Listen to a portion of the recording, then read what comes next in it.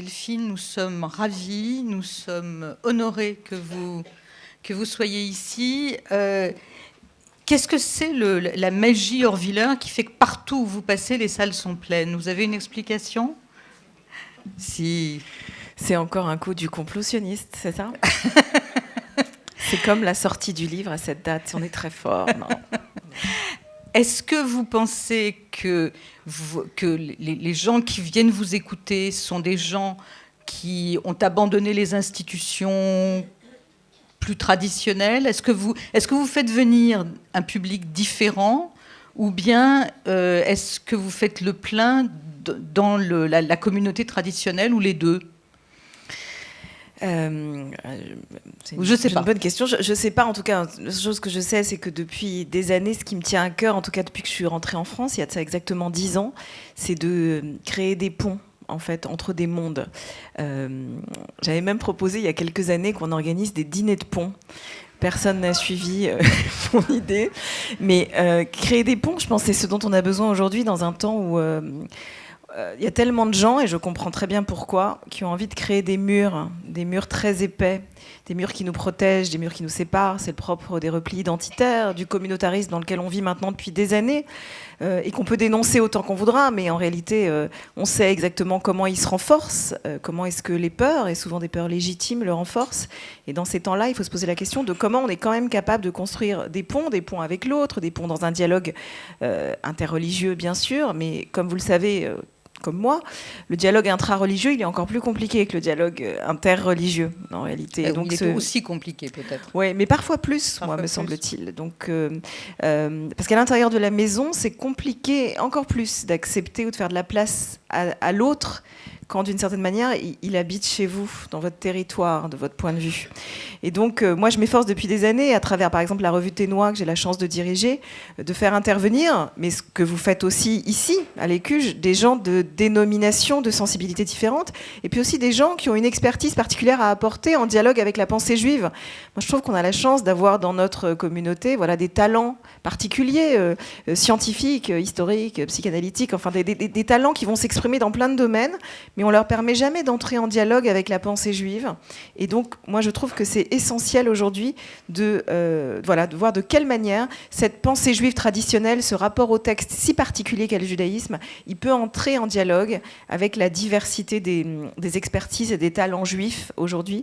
Et c'est ce que je m'efforce de faire, même si je le sais, un mot là-dessus, je sais qu'il y a souvent des gens qui veulent me présenter comme si je défendais une paroisse avec un t-shirt d'un mouvement juif contre un autre, comme si j'étais entrée dans une résistance ou dans une colère contre un judaïsme traditionnel ou traditionnaliste. Et moi, c'est jamais comme ça que j'ai ressenti les choses. Enfin, j'ai grandi dans un monde juif très traditionnaliste, orthodoxe, consistorial, appelons-le comme on veut. Et j'ai une immense tendresse pour ce monde qui est celui de ma famille, de mon enfance. Et simplement, il se trouve que j'ai évolué vers d'autres mondes juifs que j'ai eu la chance de rencontrer.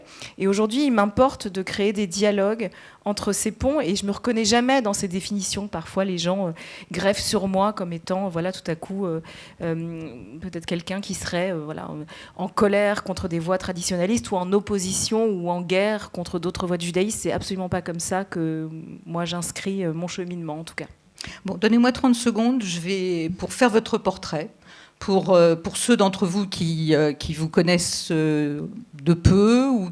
Donc, vous êtes né à Nancy, vous venez de le dire, vous étiez élevé dans un environnement, on dit orthodoxe, traditionnel. Alors, ça veut dire quoi? Ça veut dire la synagogue le samedi, manger kasher, le Talmud Torah, c'est ça que ça voulait dire? Mon père est président d'une communauté consistoriale. Mon grand-père était rabbin, ordonné à la rue Vauquelin. Il n'a pas été ordonné, d'ailleurs. Il a fait toutes ses études rabbiniques et puis ensuite, il s'est orienté vers l'éducation nationale. Et donc, j'ai grandi dans une famille, on va dire, d'un judaïsme consistorial français.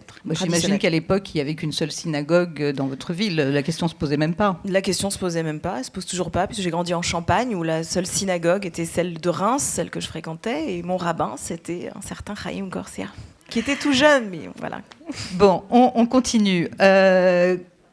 vos grands-parents, du côté de votre père, donc une vieille famille juive d'Alsace-Lorraine, du côté de votre mère, des survivants sortis des camps de concentration. Et vous le dites vous-même, 2 mémoires conflictuelles, dans le sens où, du côté de votre père, on a été caché, donc sauvé par des Français, et du côté de votre mère, on a été abandonné par tous. C'est un peu ça, le sentiment, c'est ça ? Oui, l'impression toute petite, même si bien entendu je le verbalisais pas comme ça, qu'il y avait 2 narratifs non conciliables dans ma famille, qu'il y avait l'histoire de ma famille paternelle, qui était une histoire d'ancrage et de sédentarisation et d'installation et d'amour de la France, et même d'hyper-francité, un amour presque obsessionnel de la République française et de la laïcité. Et puis une reconnaissance comme des Français israélites, comme des Israélites, avec une passion pour la laïcité, pour la France, pour la culture française. Mon grand-père, qui n'était pas devenu rabbin, bien qu'ayant étudié à l'école rabbinique, était agrégé de lettres classiques. Il était agrégé de lettres classiques, proviseur d'un grand lycée de la République. Pour mon grand-père, qui avait fait des études rabbiniques, il n'était pas envisageable que quelqu'un ose sortir dans la rue avec une kippa, qu'on puisse envisager d'entrer avec un signe religieux à l'école. Que voilà, c'était vraiment ces Israélites que beaucoup d'entre vous connaissent, cette culture très particulière juive française, Alsace-Lorraine, avec beaucoup. Il y avait un métier en Alsace-Lorraine qui était beaucoup pratiqué par les Juifs et que dans ma famille presque tout le monde faisait. C'était des marchands de bestiaux. C'était le métier lorrain. Donc dans ma famille, il y avait beaucoup de marchands. On était soit marchands de bestiaux, soit rabbins. Et moi, j'aime pas beaucoup les vaches, en fait. Donc j'ai opté pour la deuxième option. Mais il y a encore pas mal de marchands de bestiaux dans ma famille en Lorraine. Et donc il y avait un décalage parce que la famille de ma mère, c'était une famille de survivants. Mais je dis au début du livre, et je leur dédie aussi ce livre à leur mémoire, c'est que mes grands-parents, ils étaient survivants, mais de mon point de vue, ils étaient sous-vivants. Parce qu'en fait, ils n'étaient pas revenus, ils étaient comme des figures de fantômes, ils ne parlaient pas français, ils baragouinaient en français, mais ils parlaient bien sûr entre yiddish, et surtout, ils étaient murés dans un silence extrêmement fort. Il y avait un secret sur ce qui leur était arrivé. Le peu de choses que je sais sur l'histoire de mes parents, je le sais comme on extrait des éléments d'un secret. Et dans toutes les familles, il y a des secrets de famille, mais moi, je sais par exemple que les quelques éléments que j'ai sur l'histoire de mes grands-parents avant la guerre, c'est des éléments que parfois j'ai récupérés j'avais pas l'intention de parler de ça, des cauchemars de mes grands-parents, qu'est-ce qu'ils disaient la nuit, qu'est-ce qu'ils criaient la nuit, des prénoms, de choses qui tout à coup, on captait sans qu'ils nous en parlent. Donc c'était une mémoire extrêmement traumatique. Et d'ailleurs, à tel point qu'enfant, là vous allez vraiment me prendre pour une folle, mais c'est pas grave, c'est mon moment psychanalyse ce soir. Vous n'avez pas prévu un divan ici c'est qu'en fait j'avais tellement peu de possibilités de dialoguer avec mes grands-parents maternels que j'étais persuadée, petite fille, que j'avais un don de télépathie, que j'étais capable de leur parler par télépathie. Et donc j'essayais de trouver des informations de ce qu'on me racontait pas sur. Je savais que l'horreur avait eu lieu, mais on ne mettait pas de mots dessus. Et donc, je piochais, j'ai des souvenirs, par exemple, d'aller chercher des livres d'Elie Wiesel dans la bibliothèque de mes parents et de mes grands-parents, et de les lire avec une lampe de poche. Avec une lampe de poche, voilà, sous mes couvertures, comme des gens lisent des livres interdits. Moi, je lisais Elie Wiesel avec une lampe de poche, comme ça. Et à un moment donné, j'ai compris que ce que je lisais dans Elie Wiesel, dans les livres d'Elie Wiesel, dans ses romans, se mêlait à ce que je savais de mes grands-parents, à tel point que j'arrivais plus à démêler qu'est-ce que j'avais lu dans un livre, c'était quoi vraiment leur histoire. Tout était dans un mélange étrange. Et en fait, voilà, cette maîtrise du français et de l'identité française qu'avait ma famille paternelle entrait en conflit avec cette absence de mots et cette transmission par le silence de la catastrophe de mon histoire maternelle, avec d'un côté une famille qui avait été sauvée par les Juifs, qui était dans une reconnaissance éternelle à l'égard du non-juif comme une figure du sauveur et la raison de leur vie. Et face à ça, une famille où plutôt le message c'était que l'autre un jour, votre voisin, ne mérite aucune confiance parce que demain il peut être votre assassin. Et je me souviens enfant d'avoir dû me dire comment je vais concilier ces deux récits. Est-ce que je dois considérer que l'autre est digne de confiance ou alors que demain il va tenter de m'assassiner?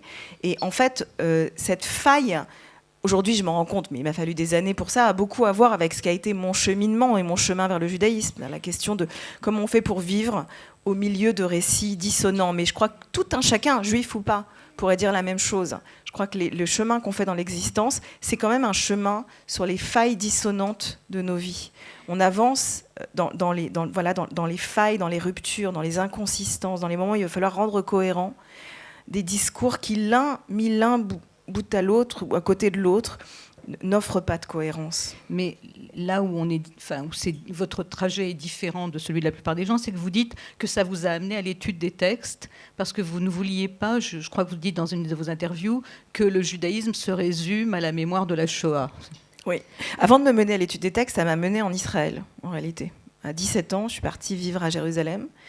Parce que vous vouliez une vie juive qui soit dans la vie. Oui, c'était pour moi, ça m'apparaissait à ce moment-là comme étant une solution, d'une certaine manière. Je déteste utiliser ce terme parce qu'on sait de quelle manière la solution résonne tellement terriblement depuis la Deuxième Guerre mondiale, l'idée d'une solution identitaire pour les Juifs, quelle qu'elle soit. Mais tout à coup, il m'a semblé qu'Israël offrait une normalisation de ce qu'était mon questionnement autour de l'identité juive. Et donc, je suis partie quelques années vivre en Israël. À l'époque, je commençais à m'intéresser au texte beaucoup, mais j'étais peut-être presque anti-religieuse. C'est-à-dire que quand je vivais à Jérusalem, j'étais profondément, et à vrai dire, d'une certaine manière, je le reste encore, gênée par ce qu'on appelle en hébreu kfiyah datit, par la coercition religieuse qui peut exister dans cette ville, et que moi je ressentais très lourdement comme jeune femme habitant à Jérusalem. C'était très lourd, le poids de la religion, et j'étais dans un certain rejet. Et il m'a fallu un certain temps ensuite, je suis revenue en France, j'ai fait des virages d'études, etc., mais pour pouvoir me réconcilier pleinement avec ce rapport au texte.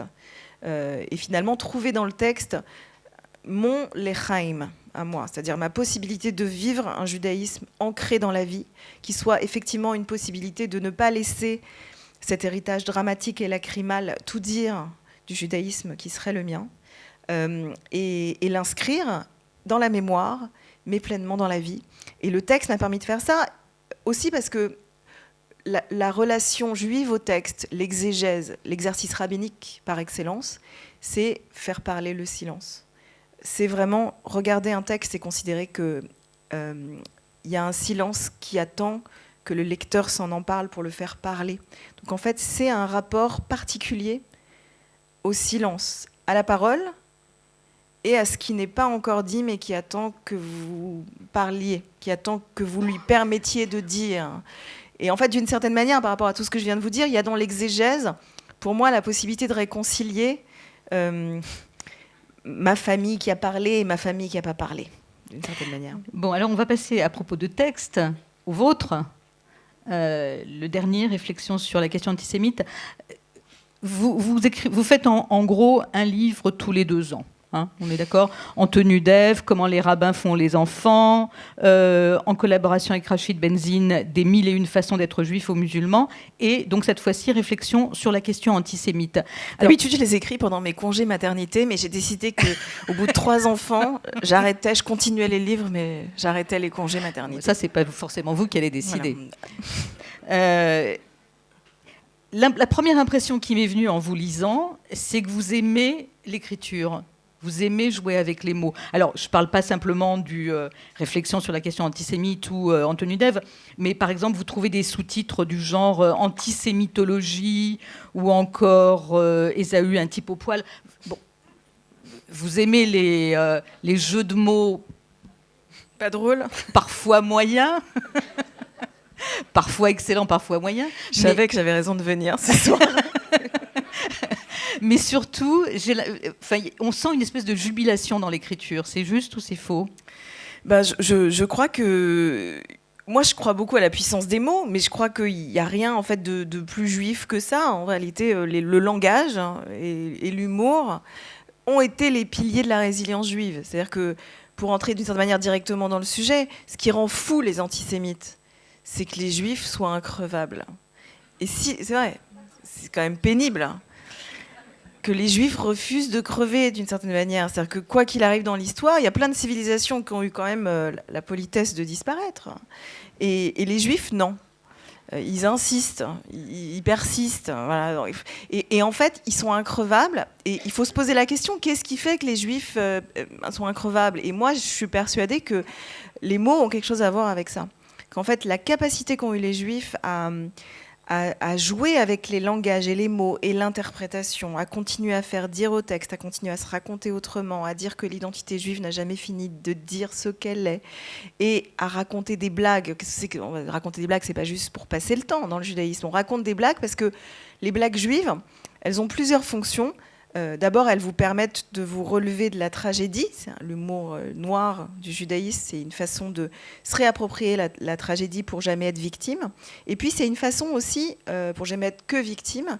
Et puis, c'est une façon aussi de dire toujours à votre interlocuteur, tu crois que tu as compris un truc, mais en fait, tu aurais pu le comprendre autrement. Il y a plein de blagues juives qui jouent sur... en ce moment, je raconte toujours les mêmes. Je suis désolée, je pourrais me renouveler, mais il y a cette blague que je raconte souvent qui, pour moi, raconte ça bien. C'est deux juifs qui sont devant un bain public, et il y en a un des deux qui dit à l'autre « T'as pris un bain ?»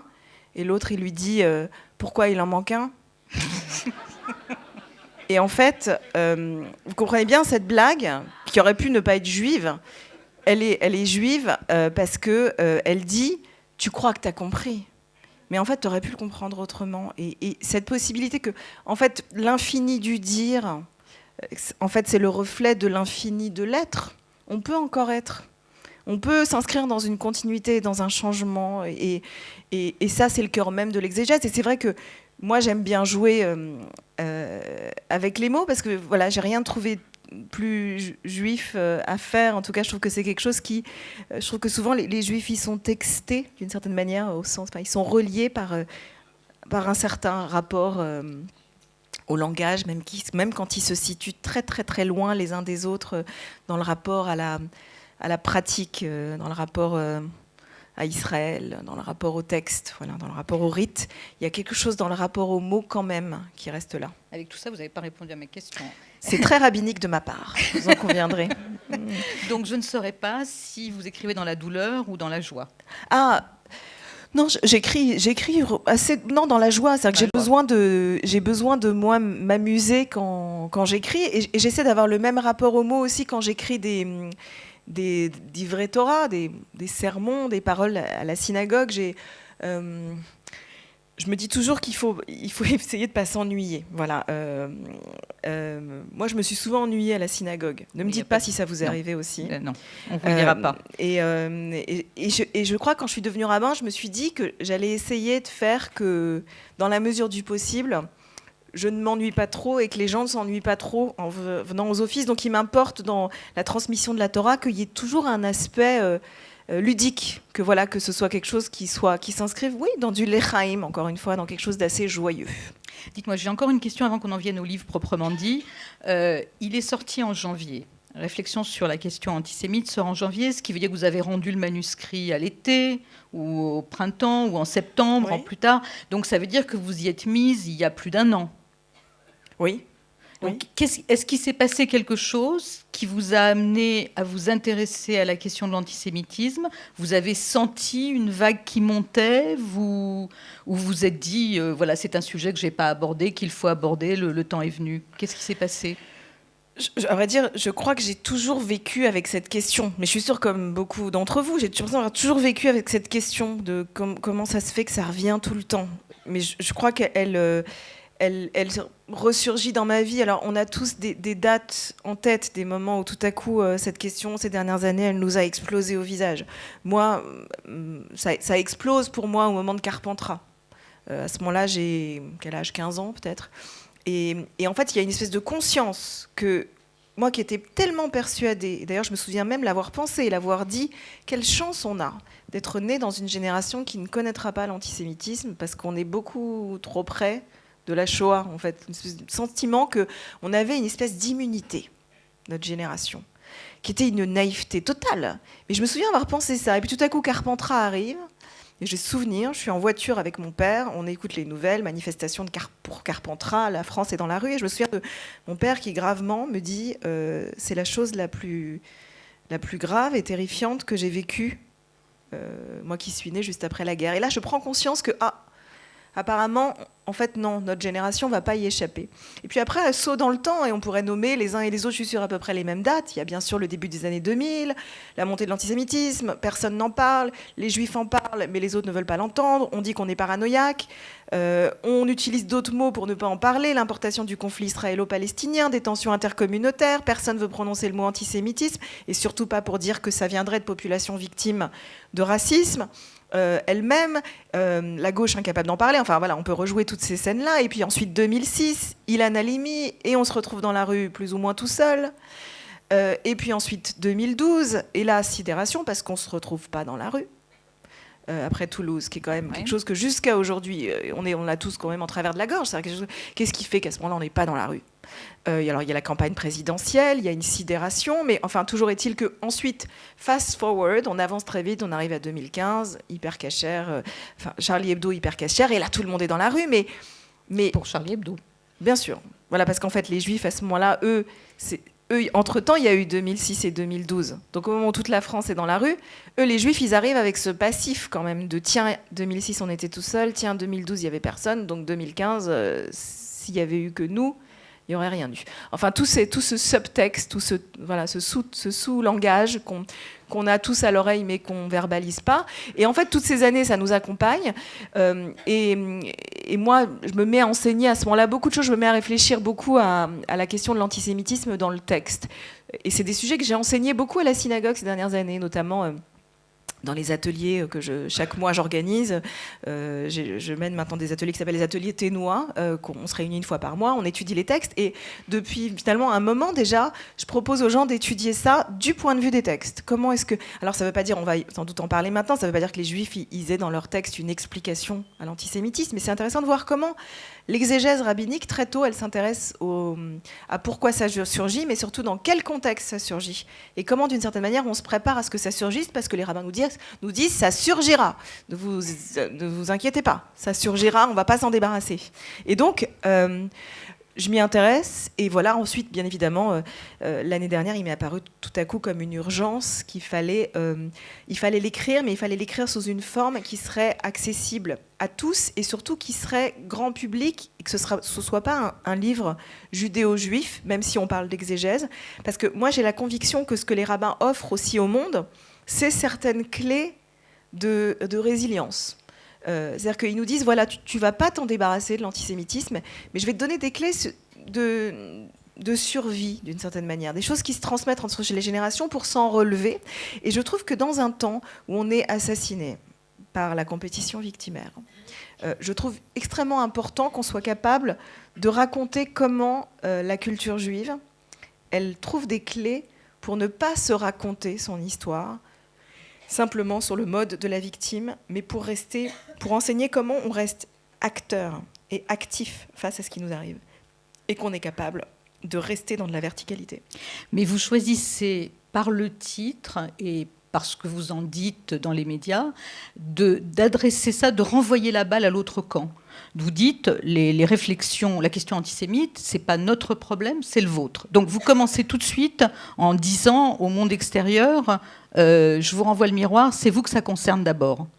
Oui, en fait, je pense que ça concerne tout le monde. Je crois que l'antisémitisme, c'est un marqueur, à un moment donné, un marqueur haineux qui va surgir chez tout individu, toute famille, tout clan, tout groupe ou toute nation qui ne sait pas gérer sa faille ou son échec. Et on le voit bien dans le discours antisémite traditionnel, et c'est d'ailleurs une vraie différence avec le racisme.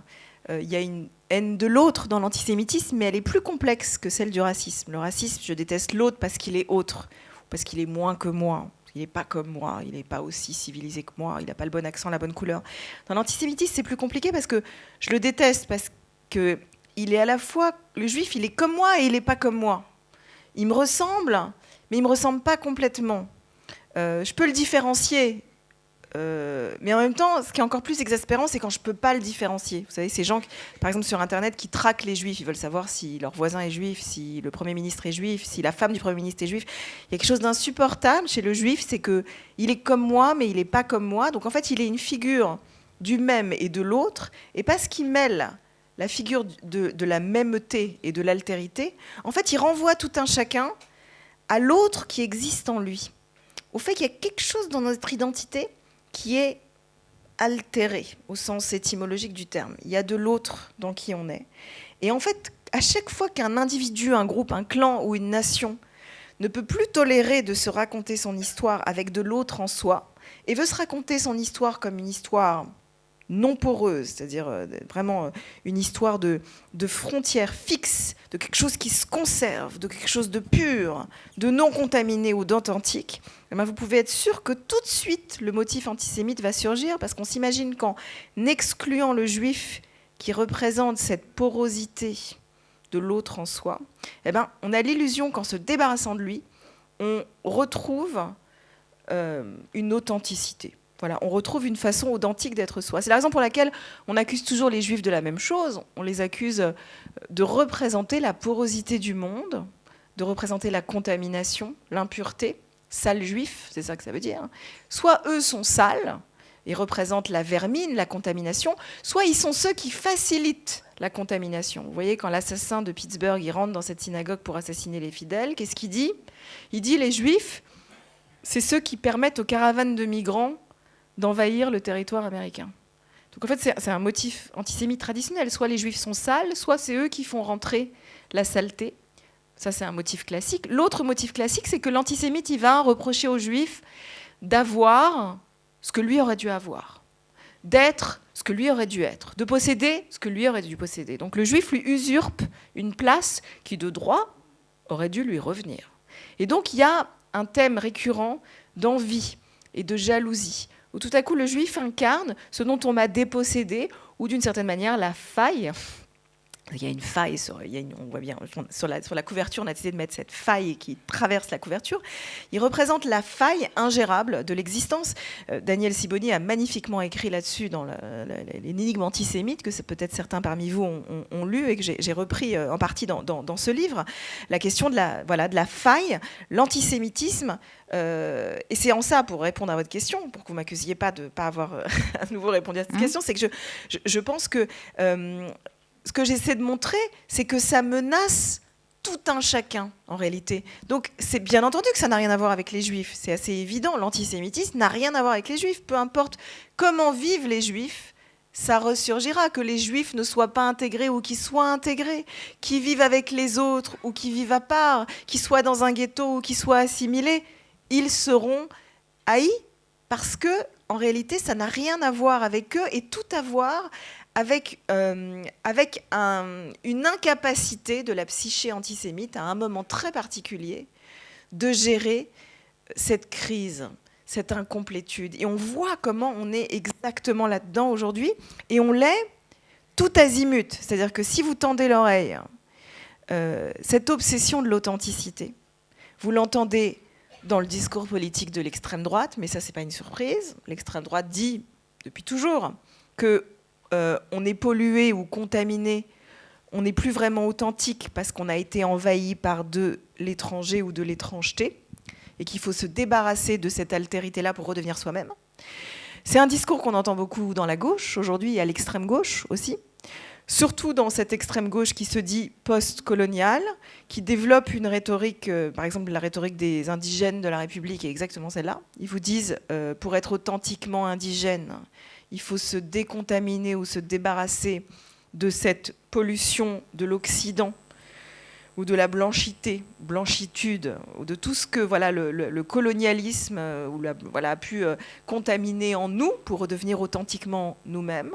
Mais on va entendre cette rhétorique, bien évidemment, au cœur de toutes les religions fondamentalistes, du fondamentalisme religieux, et à premier lieu dans l'islam fondamentaliste, puisque, comme son nom l'indique, le fond de commerce du fondamentalisme, c'est de revenir au fondement, c'est-à-dire de revenir au début de l'histoire, que eux se racontent comme étant un temps idéalisé de pureté, avant qu'on ait été contaminé par l'Occident, les femmes, les non-croyants, les hérétiques, tout ça se décline à l'infini, les homosexuels, enfin toutes ces sources de contamination telles que les fondamentalistes se le racontent.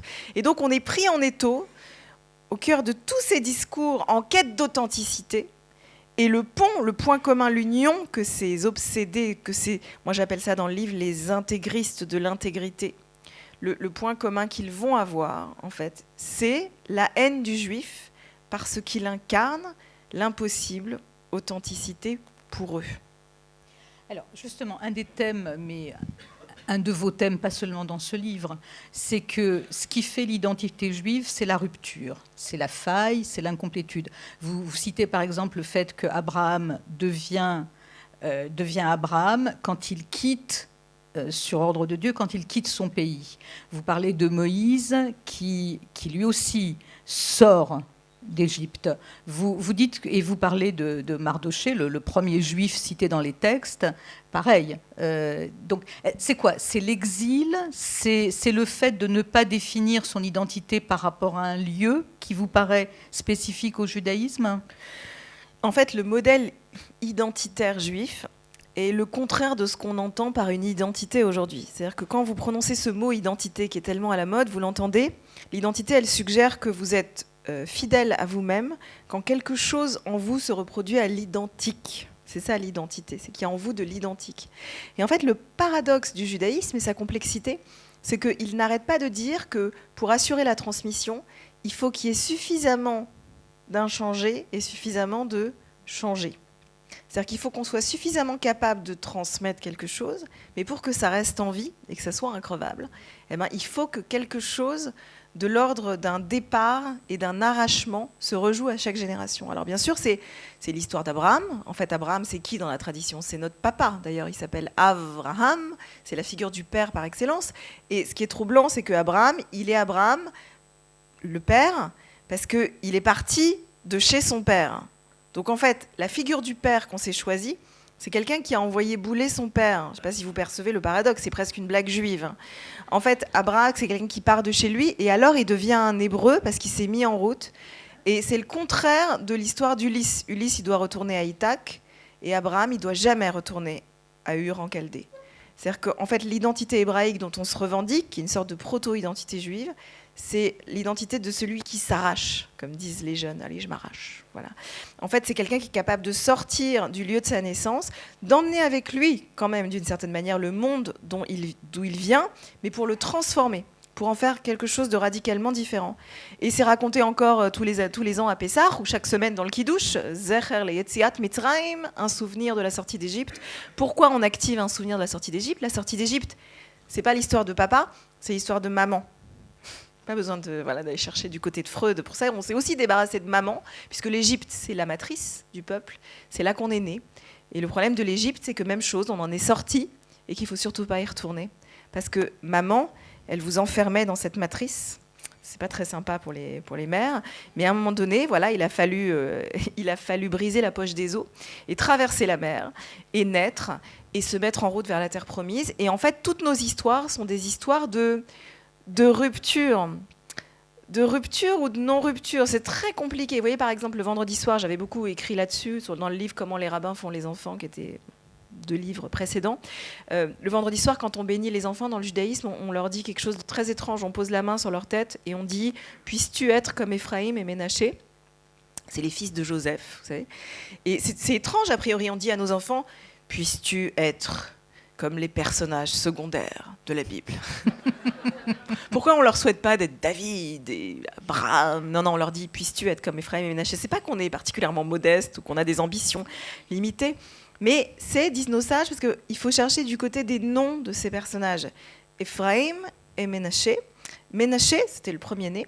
Ménaché, il s'appelle oubli, parce que quand Joseph a un fils, il dit cet enfant m'a fait oublier les douleurs du passé, donc il s'appelle oubli.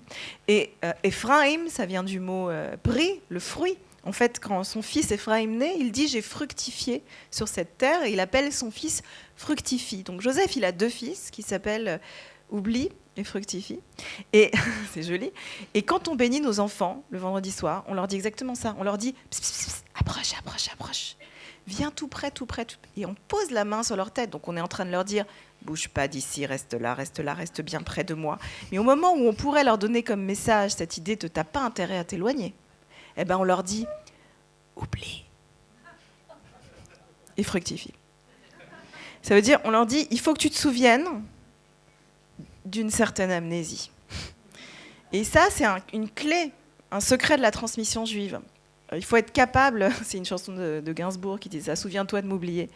Et en fait, on leur dit, souviens-toi suffisamment pour continuer mon chemin, mais sache aussi oublier suffisamment pour que ça reste en vie, pour que ça ne meure pas, en réalité.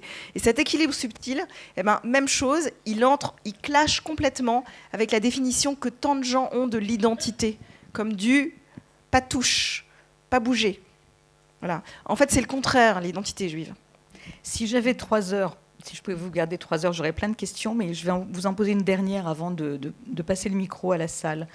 Vous dites que dans les textes, le couple de l'antisémite, enfin en quelque sorte de l'antisémite et du juif, entre guillemets, il est là dès l'origine. Vous parlez du couple, enfin des 2 jumeaux, Ésaü et Jacob, qui se battaient déjà dans le ventre de leur mère. Oui. Donc pour les sages, dès le départ, on a été créé avec des gens qui nous détestent. Oui, mais en réalité, c'est plus compliqué que ça. C'est une allégorie de la gémelléité qui est chère aux sages. En fait, les rabbins, ils remontent la généalogie de l'antisémitisme dans la Bible de la manière suivante. Il y a Aman, qui est très connu, on va bientôt parler de lui au moment de Pourim, qui est le méchant de l'histoire. Mais en fait, Aman, c'est un descendant d'Amalek, qui est un autre très très méchant de l'histoire. Et Amalek, quand on remonte sa généalogie, on arrive jusqu'à Ésaü. C'est le petit-fils d'Ésaü. Et nous, bien sûr, on considère qu'on descend de Jacob. Et ce qui trouble les rabbins, c'est que finalement, les antisémites de l'histoire, les haineux des Juifs, ils viennent de notre matrice. Donc il y a quelque chose qui est en jeu dans cette matrice de Rebecca, du couple de Isaac et Rebecca, qui donne naissance à des jumeaux. Mais ces jumeaux, en réalité, il ne faut pas les percevoir autant comme 2 êtres que comme 2 façons peut-être de se représenter l'identité, que je vais essayer de vous décrire maintenant, de la manière suivante. Donc, et vous dites que le conflit ne date pas du moment où Jacob vole son droit d'aînesse à Ésaü. Il est préexistant. Il est in utero, en fait. En réalité, le Midrash nous dit que quand ils se battent in utero, ce que dit la Bible, en fait, ils se battent au sein du ventre de Rebecca. Rebecca va trouver Dieu alors et dit, mais si c'est ainsi, pourquoi suis-je ? Il y a un moment de crise existentielle pour Rebecca parce qu'elle vit la première grossesse qui se passe mal. Il y a un combat. L'hébreu dit Vayitro-tsetsu abanim bekirba. Les 2 fils se battaient, luttaient en elle. Et en fait, les rabbins, le Midrash dit même que le Midrash invente des histoires complètement incroyables. Dit qu'en fait, quand Rebecca passait devant un temple païen, Ésaü disait « Je veux y aller ». Alors, il donnait des coups de pied. Quand elle passait devant une synagogue, Jacob disait « Non, je veux y aller, je veux y aller ». Il n'y avait pas de synagogue à l'époque. Mais tout ça est complètement anachronique, complètement délirant d'un point de vue historique, mais c'est que de l'imagerie, de l'allégorie. Mais en fait, ce qui est intéressant, c'est que quand ces enfants naissent, après s'être battus pendant quelques mois, donc ils incarnent une opposition entre 2 identités qui sont à la fois jumelles et que tout oppose. Le premier qui naît, c'est Ésaü, et détail physique extrêmement important, il naît poilu. C'est pour ça que je dis que c'est un type au poil, il naît poilu. Et qu'est-ce que ça veut dire qu'il naît poilu ? C'est d'ailleurs le nom qu'on lui donne, et sav, c'est le participe passé, en hébreu, du verbe la'asot, qui veut dire faire. Donc il s'appelle déjà fait. En fait, il est poilu parce que c'est comme s'il était né pubère.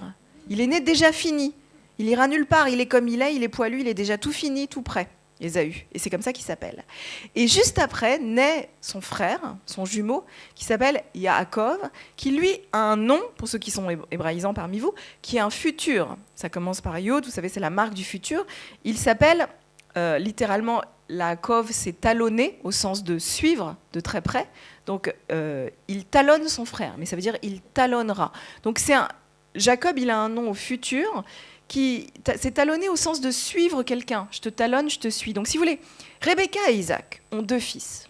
Le premier s'appelle Fin. Et le deuxième, il s'appelle À suivre. Donc, il y en a un qui dit Je suis qui je suis déjà arrivé. Et il y en a un autre qui dit j'ai pas fini d'être. Et j'ai tellement pas fini d'être qu'un jour, je vais devenir quelqu'un d'autre. Puisque Jacob, au détour d'une nuit et d'un combat, il devient Israël, celui qui combat avec Dieu, un autre nom, qu'il gagne, mais qui ne gagne pas définitivement. Parce que dans la Bible, il continue d'être Jacob et Israël, et Jacob et Israël. Ça veut dire que Jacob, nous, notre ancêtre, Israël, en fait, c'est une identité qui n'est jamais aboutie. Elle est tellement pas aboutie que, vous savez quoi ? Elle boite. Et qu'est-ce que ça veut dire de boiter? C'est ça le qualificatif anatomique de Israël. Il boite au combat, au petit matin, il gagne un nom et il a la hanche qui a jamais fait qu'il sera boiteux. Et en fait, boiter, c'est être obligé pour trouver l'équilibre, d'être en permanence dans un mouvement. En fait, la particularité de quelqu'un qui boite, c'est qu'il ne pourra plus jamais se tenir immobile et à l'équilibre dans la station verticale, dans l'immobilité, mais toujours dans un mouvement. Et donc, à travers ces deux visages, s'opposent en fait deux façons de se raconter son identité. Est-ce qu'on considère qu'on est un enfant d'Ésaü, que notre identité est fixe et figée et se transmet à l'identique? Ou est-ce qu'on considère qu'on est un enfant de Jacob, c'est-à-dire qu'on est à tout jamais dans un chemin, dans un mouvement, dans un cheminement vers soi-même, jamais arrivé en réalité? Et je trouve que cette question, elle nous ramène, bien entendu, à des questions politiques aujourd'hui, parce que dans ce repli identitaire tout azimut qui est tellement propice, bien entendu, au populisme et au surgissement de tous les extrêmes, eh ben, c'est pas du tout surprenant que ça aille de pair avec un anti-jacobisme, parce que la définition identitaire qui devient une obsession pour tellement de gens autour de nous, c'est une obsession de l'identité d'Ésaü. C'est l'obsession de celui qui dit: voilà qui je suis, voilà à quoi doit ressembler ma religion, et voilà à quoi doit ressembler mon identité. Et pour reprendre les paroles qu'on a entendues résonner à Paris samedi dernier, on est chez nous. Vous parliez de samedi dernier. Mardi, vous avez pris la parole devant, je crois qu'il y avait 20 000 personnes à la République à peu près. J'ai deux questions à ce sujet. La première, c'est on est face à une montée d'incidents antisémites visibles. Est-ce qu'il y a une vraie vague antisémite? Bon, ça peut se discuter.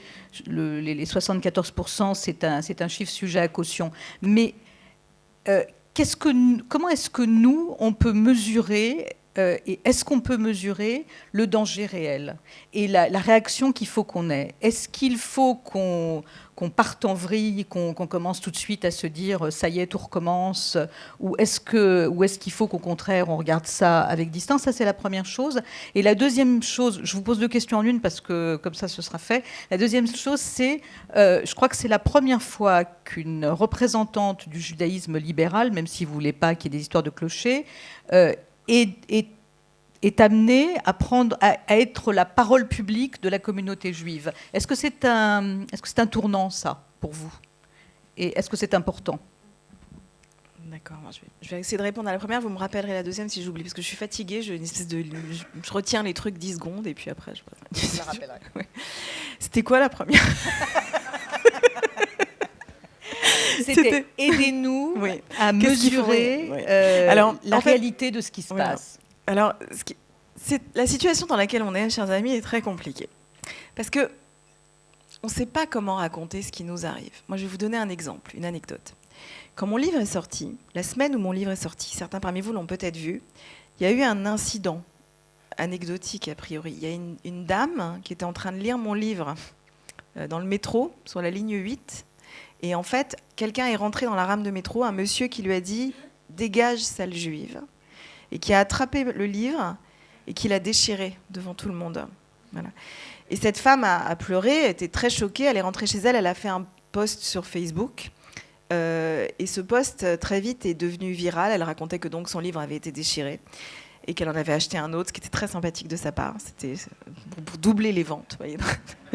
Mais donc, elle racontait que donc... Et ce post est devenu viral en quelques heures, si bien que cette dame a décidé, et je trouvais que c'était très fort de sa part, de retirer le post en disant qu'elle refusait d'être une espèce de poster de victime de l'antisémitisme et qu'elle invitait tout le monde à lire le livre qu'il souhaitait lire dans le métro, et justement avoir le courage de pas faire demi-tour et de vivre comme on a l'intention de vivre et de ne pas se laisser gagner par la peur ou par la psychose. Je vous raconte cette histoire, mais elle est intéressante parce que en fait cette histoire, elle est à la fois anecdotique et emblématique, et elle est en fait ni anecdotique ni emblématique.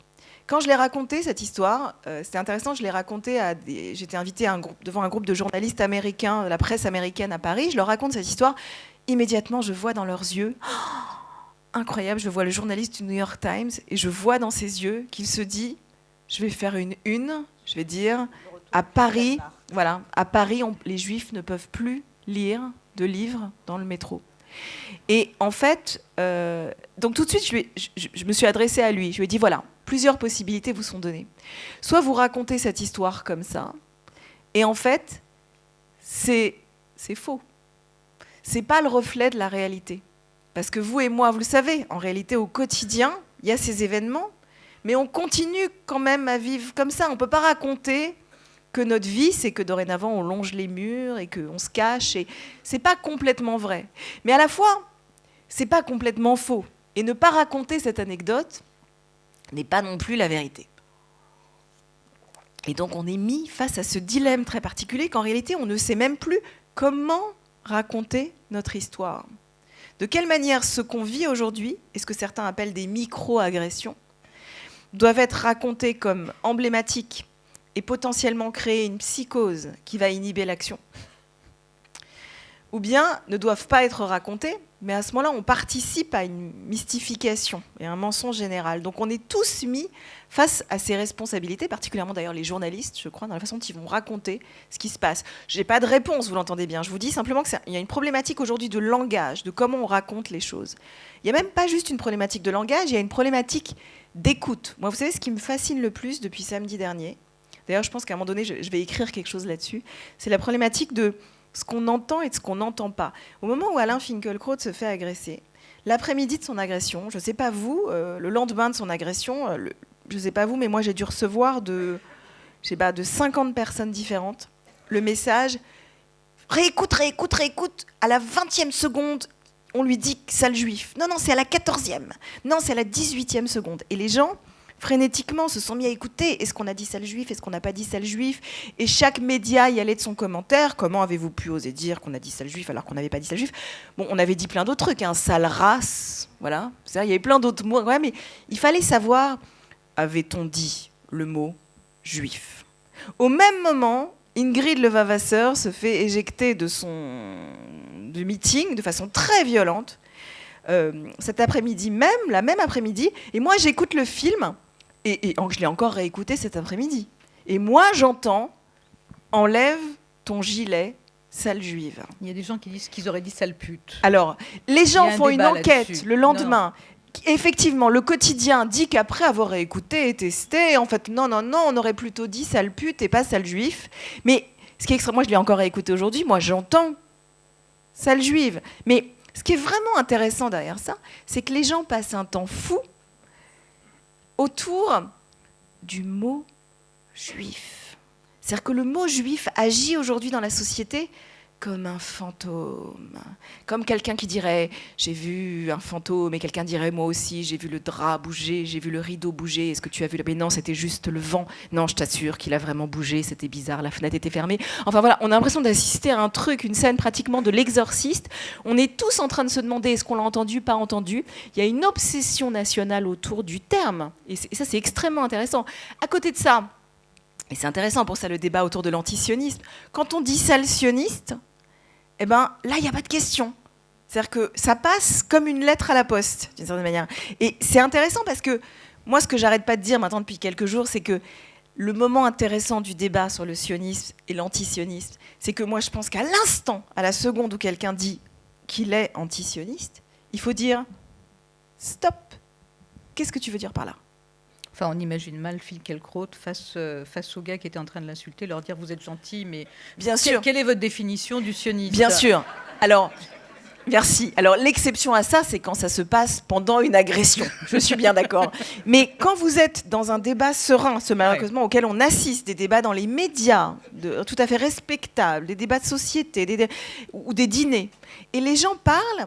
Et là, tout à coup, quand le mot antisioniste est prononcé, c'est comme si on pouvait continuer sa phrase et il n'y avait aucun problème.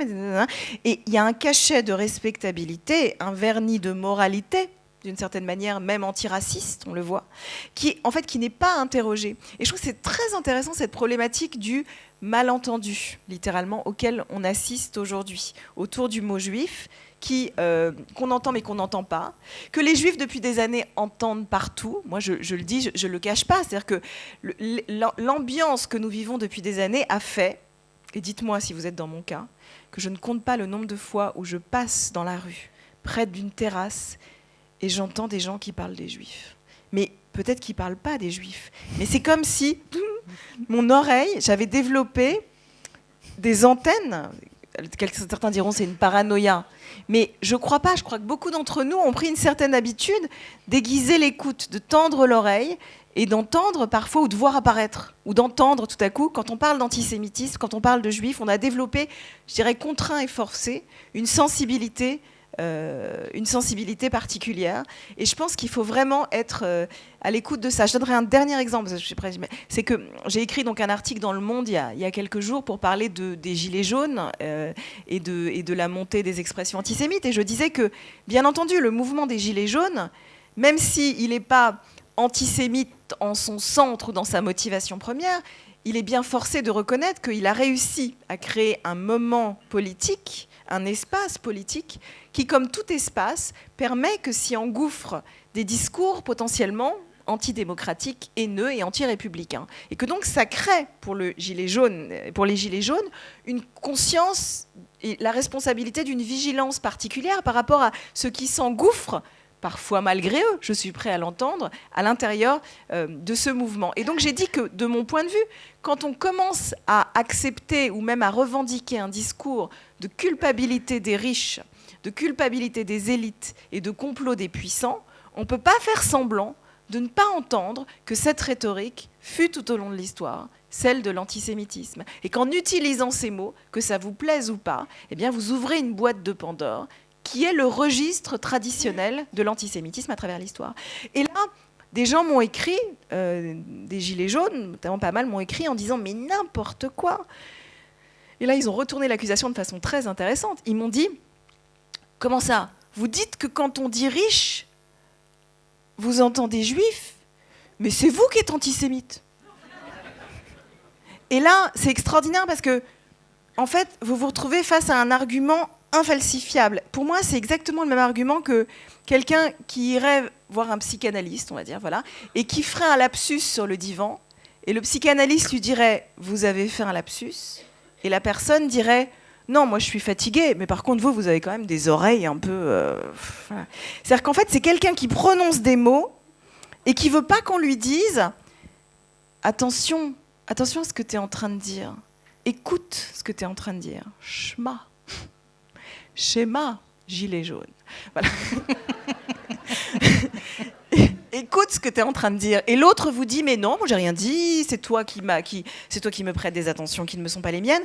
Et donc, voilà, on est de façon générale dans une problématique aujourd'hui d'écoute et de malentendu dont il est très difficile de sortir. Dites-moi, répondez à ma question sur la symbolique d'une femme, rabbin, libérale, qui, pour des raisons X et Y, se retrouve à être en quelque sorte le porte-parole aujourd'hui, en tout cas médiatique, de la communauté. Est-ce que c'est un tournant ? Est-ce que vous pensez que c'est important ? Je serais bien en peine de répondre à cette question. Moi, je ne crois pas que c'est parce que j'ai cette étiquette libérale. Je crois que j'ai eu simplement la chance ces dernières années d'avoir pu prendre la parole et eu des écrits qui ont eu un écho particulier, mais j'ai envie de penser que je crois que j'aurais pu... j'ai essayé d'être honnête dans ces... Je crois que j'aurais pu, dans une certaine mesure, avoir le même écho si je m'étais inscrite dans une autre forme de judaïsme aussi. Je vais vous poser la question autrement. Alors, voilà. Y a un certain nombre de gens qui disent que le fait que la voix juive soit toujours représentée par le consistoire ou par le CRIF, que ça ne représente qu'une partie de la communauté. Et que donc, vous venez ouvrir ou rééquilibrer les choses. Est-ce que c'est comme ça que vous le percevez ? J'ai du mal à répondre à cette question, mais je dirais simplement que je crois qu'effectivement, l'organisation du judaïsme français et son hypercentralisation, qui est un héritage napoléonien, a créé une problématique particulière qui est la négation de la diversité du judaïsme en France depuis très longtemps. Ça a eu des avantages politiques, organisationnels. Je comprends très bien l'intérêt pour l'État d'avoir un représentant, une structure centrale que Napoléon a mis en place, mais de fait, ça a créé une formule pour le judaïsme français anti-pluraliste qui fait que beaucoup de gens, et peut-être tout particulièrement quand il y a un moment de crise particulière, particulière et de menaces objectives, il y a beaucoup de gens qui tout à coup peinent à se sentir représentés par une institution qui ne parlerait que d'une voix unique et qui nierait la légitimité de la diversité des voix juives. Aujourd'hui, le problème, c'est pas qu'il y ait une organisation qui représente ou qui parle pour les Juifs de France, c'est que moi j'ai la conviction, mais c'est assez évident, que pour parler pour les Juifs de France, il faut entendre tous les Juifs de France. Et qu'aujourd'hui, la chance et même la richesse de notre communauté, c'est d'avoir des voix plurielles, des gens qui fréquentent des synagogues et d'autres pas, et des gens qui considèrent que le judaïsme se transmet par la mère, et des gens qui considèrent que le judaïsme se transmet autrement. Et je pense que il faut être capable aujourd'hui de faire entendre, pour être porte-parole, la validité et la légitimité de ces différentes voix. Mais encore une fois, pour moi, ça n'a rien à voir avec le fait d'être libéral ou orthodoxe. Je crois que c'est, d'une certaine manière, un blocage, une situation d'impasse dans laquelle le judaïsme français s'est retrouvé. Et dont on doit sortir. Et dont on doit sortir ensemble et pas les uns contre les autres. Quelques questions, 2 questions dans la salle, 2-3 questions dans la salle.